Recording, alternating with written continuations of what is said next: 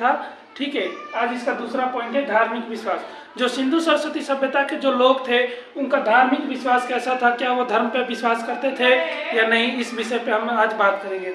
जो वैसे तो खुदाई के दौरान ऐसा कोई भी साक्ष्य नहीं मिला है जिससे ये साबित किया जाए कि सिंधु सरस्वती सभ्यता के जो लोग थे वो धर्म पर विश्वास करते थे। ठीक है, लेकिन कुछ फिर भी ऐसे कुछ साक्ष्य मिले हैं जिससे ये साबित होता है कि वो जरूर उस समय में कोई देवी या देवता का तो कोई मूल रूप से प्रमाण नहीं मिला है, लेकिन उनकी कुछ कार्य, उनकी कुछ आकृतियां और कुछ चित्र ये बयां करते हैं कि उन लोगों के अंदर भी भक्तिमय मन होने का साक्ष्य मिलता है। ठीक है, तो पहला पॉइंट आता है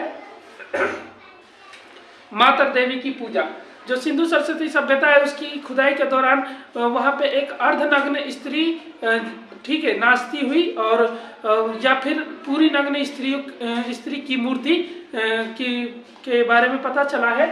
और पता चलता है कि जो उसे उन्होंने माता देवी का नाम दिया था क्योंकि वो उसकी पूजा किया करते थे। ठीक है, वो ऐसी मूर्तियां वहां पर बहुत सारी बड़ी मात्रा में प्राप्त हुई है, अलग अलग स्थानों पर अलग अलग प्रकार की। ठीक है, लेकिन सब में एक बात सेम है कि वो सबकी सब स्त्री थी और स्त्री की मूर्ति थी और वो नृत्य करती हुई अवस्था में थी। ठीक है, तो पहला पॉइंट तो यह है कि वो माता देवी की पूजा किया करते थे। दूसरा पॉइंट आता है परम पुरुष की उपासना।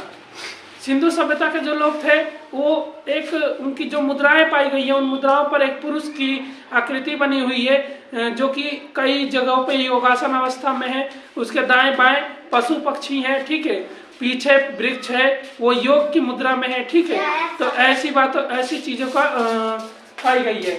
और साथ ही साथ और भी कई मुद्राएं हैं जहाँ पर उस व्यक्ति के वैसे योगासन करते करते ढांचे दिखने के स्तुति दिखाई गई है सिक्कों के ऊपर। ठीक है, जिसको कि हमारे जो पुरावैज्ञानिक हैं वो उसको परम पुरुष का नाम देते हैं। ठीक है, परम पुरुष यानी प्रथम पुरुष, जिसकी पूजा अर्चना वो सब उस समय में किया करते थे। अगली पॉइंट है प्रजनन शक्ति की पूजा। सिंधु घाटी सभ्यता में बहुत सारी ऐसी स्त्रियां भी उस समय तक या आज के समय में देखते हैं जो कि माँ नहीं बन सकती, तो इसलिए उस समय में भी सिंधु घाटी सभ्यता में माँ बनने के लिए या बच्चे न होने पर वो अपने लिए एक खास तरह की पूजा किया करते थे। शिवलिंग की पूजा, शिवलिंग नहीं लिंग के समान हुआ करता था, उसकी पूजा किया करते थे।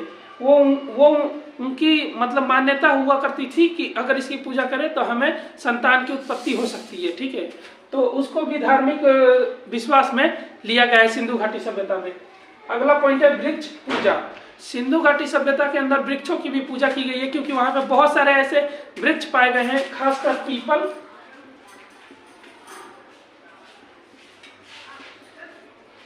और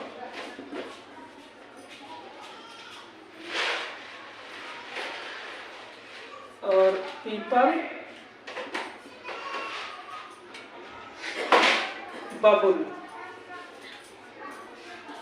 ठीक है, ये दो वृक्ष वहां के सिक्कों पर हमें मिले हुए हैं जिनकी पूजा करने का साक्ष्य मिलता है। साथ ही साथ वहां पे कई ऐसे चलचित्र मिले हैं जहां पर किसी जानवर का सर कटा होता था और उसके चारों तरफ 9 पत्ते जुड़े हुए हैं पीपल के पत्तों की। ठीक है, तो जो सिंधु घाटी सभ्यता थी उसमें वृक्ष पूजा का भी बहुत ज्यादा महत्व और संकेत माना जाता है। अगला पॉइंट है पशु पूजा। सिंधु घाटी सभ्यता में पशुओं की पूजा की भी जोर दिया गया है और बताया गया है कि उस समय में पशुओं की भी पूजा की जाती थी। जैसे कि बैल जो कुबड़ हुआ बैल होता है ना, उसकी पूजा की जाती थी क्योंकि उसके कुबड़ को लोग एक भगवान का प्रतीक या साक्ष्य मान के पूजा किया करते थे, उसको शुभ मानते थे। ठीक है, और साथ ही साथ बैल, गाय, भैंस, इन सब की भी पूजा करने का साक्ष्य मिलता है। गाय का ज्यादा साक्ष्य नहीं मिलता, थोड़ा थोड़ा मिलता है। ठीक है, और एक ऐसे पशु के भी साक्ष्य मिलता है जो कि विचित्र प्रकार का था। मतलब वो ना ही घोड़ा था और ना ही बैल था, ना ही गेंडा था, लेकिन उसके नाक पर सींग भी एक था और घोड़े की तरिया हाथ पांव थे और गेंडे की तरिया उसका शकल था। ठीक है, लेकिन ऐसा जीव अभी फिलहाल में धरती पर तो है नहीं, लेकिन माना जाता है कि ये उस समय का कोई जीव होगा या फिर उन्होंने अपने देवी देवताओं की स्तुति ऐसे की होगी। दरवाजा को बंद करके स्तुति ऐसे की होगी, ठीक है। प्रतीक मुद्रा, मुद्राओं पे कई प्रकार के प्रतीक चिन्ह पाए गए हैं, जिसको कि सिंधु घाटी सभ्यता के अंदर धार्मिक मान्यता के आधार पर लिया जाता है। जैसे कि बहुत सारी मुद्राओं पर और जिसको हम स्वास्तिक चिन्ह मानते हैं, ठीक है, स्वास्तिक चिन्ह मानते हैं। और उस स्वास्तिक चिन्ह आज भी हम इसको शुभ का वो मानते हैं। हम कोई नया घर बनाते हैं या कोई नया काम करते हैं तो उसमें स्वास्तिक चिन्ह का प्रयोग करते हैं। तो अगला और प्रतीक चिन्हों में कहा गया है पीपल का वृक्ष, पीपल, ठीक है। बौद्ध धर्म में पीपल के वृक्षों का काफी ज्यादा मान्यता होती है। अगला पॉइंट बताया गया है चक्र। बौद्ध धर्म में जो चक्र होता है उसको भी काफी ज्यादा मान्यता दी गई है कि चक्र शांति का प्रतीक होता है, ठीक है। तो ऐसे कई सारे चिन्ह प्राप्त हुए हैं उनके सिक्कों पर, जो ये साबित करते हैं कि उस समय में जो लोग हुआ करते थे वो इन सब बातों में विश्वास किया करते थे कि इन चिन्हों को रखने से या लगाने से हमारे घर में उन्नति और सफलता बढ़ती जाएगी, ठीक है। धार्मिक प्रथाएं, कुछ ऐसी प्रथाएं थी जो उस समय में धार्मिक लोग अपनाया करते थे। और धार्मिक प्रथाओं में हम जैसे ले सकते हैं कि उस समय के लोग माना करते थे, जैसे जो ये विश्वास है इन सबको माना करते थे, ठीक है। इन्हीं सबको उन्होंने अपनी धार्मिक प्रथाओं के तौर पर रखा है, ठीक है। गरीब वृद्धजनों को आदर करना ये उनकी धार्मिक प्रथाओं के अंतर्गत आता था, ठीक है। मृतक संस्कार, उस समय 2 या 3 प्रकार के मृतक संस्कार किए जाते थे। पहला तो हुआ करता था पूर्ण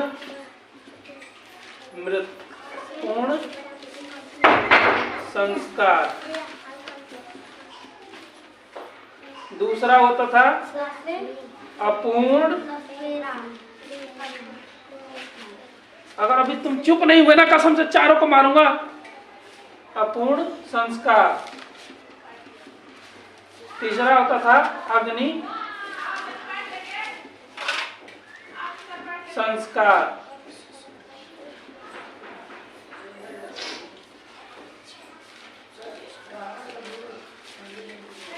मनुस्मृति में पूर्ण संस्कार बताया गया है। पूर्ण संस्कार के अंतर्गत व्यक्ति को पूर्णतः उसका संस्कार कर दिया जाता था। दूसरा बताया है अपूर्ण संस्कार। इसके तहत व्यक्ति को, मरे हुए व्यक्ति को जानवरों के पास फेंक दिया जाता था। जानवर उसको नोच नोच के खा लेते थे। उसके बाद से जो हड्डियां बचती थी उनको कलश में रख के और दान प्रवाह कर दिया जाता था।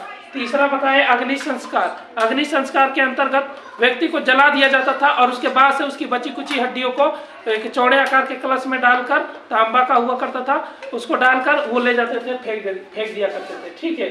धार्मिक प्रथाओं में और भी हम ले सकते हैं, जैसे उस समय में पत्थरों के औजारों के जगह पे पत्थरों के जो जितने भी चीज पाए जाते थे पहले पाषाण कालीन में, अब उन सबको हटा के वो लोग तांबा और कांसा के ऊपर आधारित हो चुके थे, ठीक है। वो अपनी हर चीजों का जो प्रयोग किया करते थे वो तांबा और कांसा के रूप में ही किया करते थे। उनकी ये धार्मिक मान्यताएं थी, वो धर्म के हिसाब से कैसे थे, ठीक है। तो सिंधु घाटी सभ्यता के लोगों में क्या क्या पाई गई है ये हमने जाना, ठीक है। हम अब जानेंगे सिंधु घाटी सभ्यता के लोग के सामाजिक जीवन, यानी कि उनका जो जीवन था, दिनचर्या थी वो कैसी थी। पहला तो समाज का स्वरूप।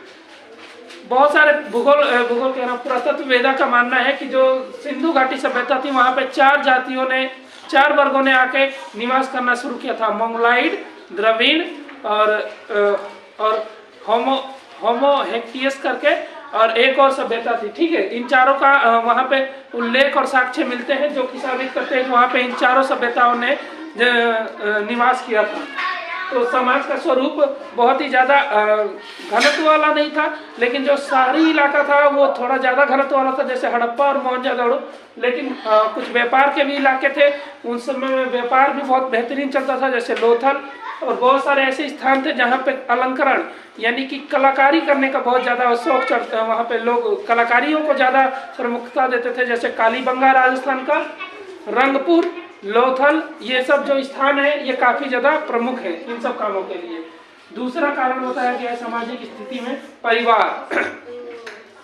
तो सिंधु घाटी सभ्यता के अंदर जो परिवार के बारे में बताया गया है, तो कहा गया है कि उस समय में जो लोग हुआ करते थे वो संयुक्त परिवार में रहते थे। जैसे कहने का मतलब कि मम्मी पापा भाई बहन इतने ही नहीं, मम्मी पापा भाई बहन नाना नानी दादा दादी नाती पोता सब रहा करते थे, एक साथ संयुक्त परिवार के तहत रहा करते थे।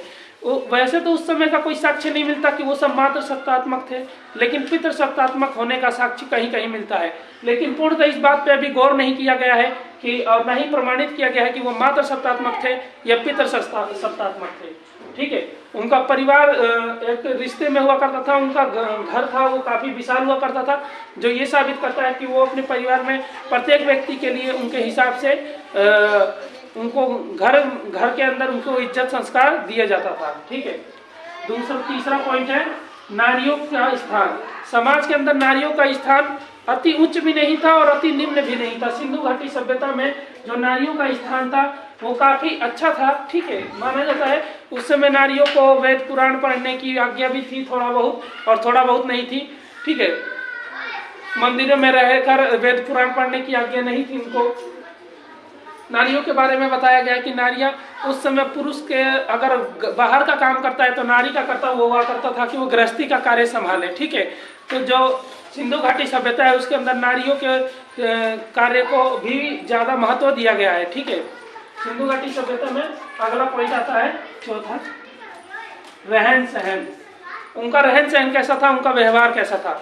जो सिंधु घाटी सभ्यता के लोग थे उनका रहन सहन सरल था, स्वभाव भी सरल था। माना जाता है कि वो लोग शरीर के ऊपर 2 वस्त्र पहना करते थे, एक तो ऊपर की तरफ पहना करते थे जो कि यहाँ से आता था। जैसे वर्तमान समय में अभी जो महिलाएं घर की वो साड़ी का पल्लू नहीं फेंकती है पीछे की तरफ, ऐसे पल्लू की तरिया उनके पास साल की तरिया हुआ करता था, उसको फेंक के और इधर से लाके और खोस लिया करते थे, जिससे ऊपर का बदन ढका रहता था, आधा ही ढकता था लेकिन ढका रहता था। और नीचे एक वर्तमान समय में जो लुंगी पहनते हैं कमर के नीचे, वो उस टाइप का धोती की टाइप का पहना करते थे। ठीक है, उनका रहन सहन में कपड़े में ये बात है। साथ ही साथ वहाँ पे जो पुरुष थे ना, वो जो उच्च अधिकारी थे या फिर जिनके पास धन ज्यादा था, वो सोने के ज्यादा वो हुआ करते थे, गहने पहनने के, वो गले में गहने ज्यादा पहना करते थे। ठीक है, मुकुट उकुट का तो उस समय ज्यादा प्रचलन नहीं था, लेकिन जो उच्च अधिकारी से भी उच्च अधिकारी हुआ करते थे, जो राजा के समीप, या उस समय अभी राजा का भी कोई वो संकेत नहीं मिलता है, लेकिन जो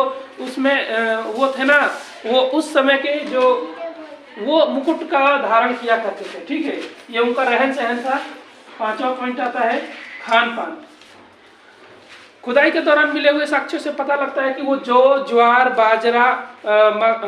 बाजरा चावल गेहूं इन जैसे पदार्थों का सेवन किया करते थे, और विभिन्न प्रकार की जितनी भी सब्जियां होती उनके खान पान में एक बात को ज्यादा गौर किया गया है कि उनके खान पान में जिस चीजों का यूज किया जाता था वो वर्तमान समय में वो फसलें थी जो कि पानी की कम पानी में ही ज्यादा उपजाऊ हो जाती है। और इनका इलाका भी ऐसा ही था, बलूचिस्तान वाला, वहाँ पे नदियाँ वदियाँ तो बहुत कम थी, मात्र एक सिंधु नदी थी जिससे थोड़ा बहुत खेती हुआ करता था।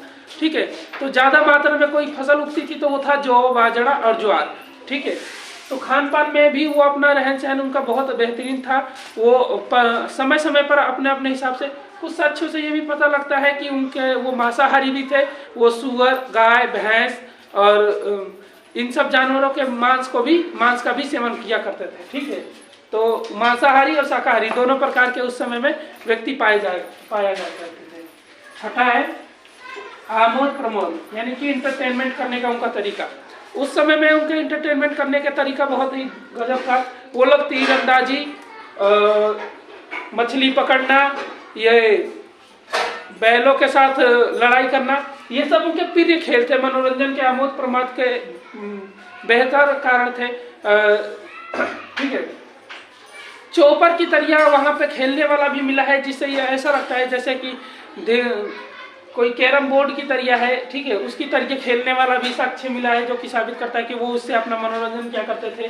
साथ ही साथ और भी बातें पता लगती है कि वो लोग नृत्य हो गया, संगीत हो गया, वीणा बजाना हो गया, ऐसे सब कार्य से भी अपना मन को बहलाने का कार्य किया करते थे। ये उनके मनोरंजन के प्रिय साधन हुआ करते थे। ठीक है, कुछ साक्ष्यों से ये पता लगता है, सिक्कों पे अलंकृत किया गया है कि व्यक्ति शेरों से लड़ रहे हैं, यानी कि वो शेरों से लड़ते कुछ व्यक्तियों को जैसे उतार दिया जाता था, शेर उनको खा जाएगा, नहीं तो वो शेर को मार देंगे। तो इसमें इतना जितना ज़्यादा डर रहेगा उतना ज़्यादा मजा आता था। तो ऐसे ऐसे प्रिय प्रिय उनके खेल हुआ करते थे, ठीक है। तो वो अपने आमोद प्रमोद इस तरह से किया करते थे। 7वां है शिक्षा। उन्होंने शिक्षा पर भी बहुत ज़्यादा जोर दिया था। उनके लिखाई से पता लगता है कि वो सभी व्यक्ति शिक्षित हुआ करते थे, ठीक है। बच्चों के शिक्षा के लिए उन्होंने कई प्रकार के मतलब पाठ्यक्रम भी बनाए होंगे और ये आवश्यक है। उनकी लिखाई से भी पता लगता है कि वो काफ़ी ज़्यादा शिक्षित है। उनके सिक्कों पर भी कुछ शब्द अलंकृत किए गए हैं, लेकिन उनको पढ़ा नहीं जा सका है, ठीक है। लेकिन ये पता लगता है कि जब वो लिख सकते हैं तो पढ़ना भी जानते होंगे। तो शिक्षा के क्षेत्र में भी सिंधु घाटी सभ्यता के जो लोग थे वो काफ़ी अच्छे थे। 8वां पॉइंट बनता है लिपि। उनकी जो लिपि है वो दाईं से बाईं ओर लिखी जाती थी, ठीक है।